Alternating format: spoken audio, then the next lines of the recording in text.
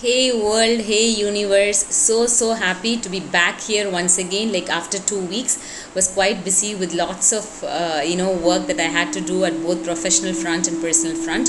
This week I'm going to do a very short episode on the power of experiences, especially the power of bitter experiences. For example, either a loss or a pain or traumatic childhood or not getting what we really wanted in life. So the power of such bitter experiences. So I would just share one of my experience and then tell you as what I learned through that experience. So many of you would know that I grew up under the the love and care of my grandmother until about 11 years of age. So right from being an infant, she grew me up, I would say.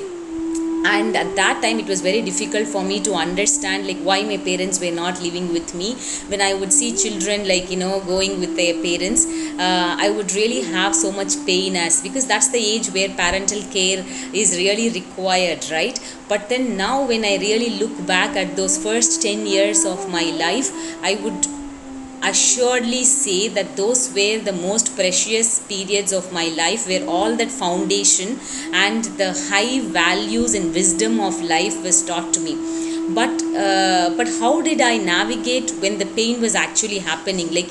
Maybe you can, when the pain is gone and 5 years later, 10 years later, we might be able to look at that pain, but it is very difficult to navigate through the pain, right, when it's really happening. So how did I navigate through that pain? So like my grandmother used to give me this neem juice, this neem concentrate, to me and my brother, especially like almost every fortnight we would get this neem concentrate, and she would tell me it's going to be bitter for just this moment, but then it's going to help you so much that it's going to enhance your health in the long run, because it's going to kill all that unwanted things in your body. So she would say, just hold on to this pain, just hold on to this bitterness for this moment. I think that had enormous wisdom, that saying of just taking those herbs, though it is bitter, but for the lifelong health and the foundation that bitterness laid, I think that had enormous wisdom. So what we were actually doing is, I think my grandmother was very conscious about this aspect, that of course as children we would be missing parents. So what she would do is, she would take me, when she was volunteering for people who were suffering in terms of like either poverty or sickness, or people who flew from other countries and were asylum seekers. So she would actually take me to serve these people when she was volunteering to help these people. And the moment, like when I opened my eyes to look at that suffering of the outside world, my suffering really didn't seem big at all, even at that such tender age, I should say.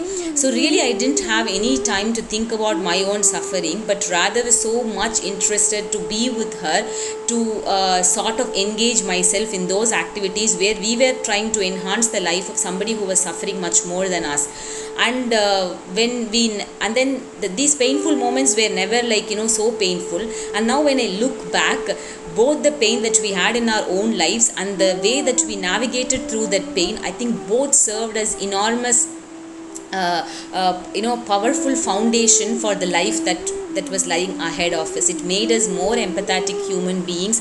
It made us much more it made us feel concerned about the human connections and sufferings than any other materialistic aspects in life.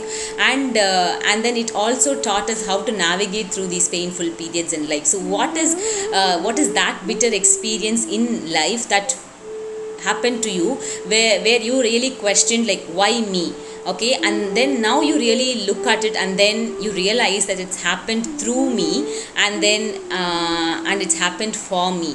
Okay, so now you're able to change the perspective of why me to through me and for me. Okay, so what is that bitter experience in your life that made you a better human being? Please feel free to share it in the chat box, or reflect about it, so that it will really give you a much more wider perspective about life and the beauty of all these painful experiences.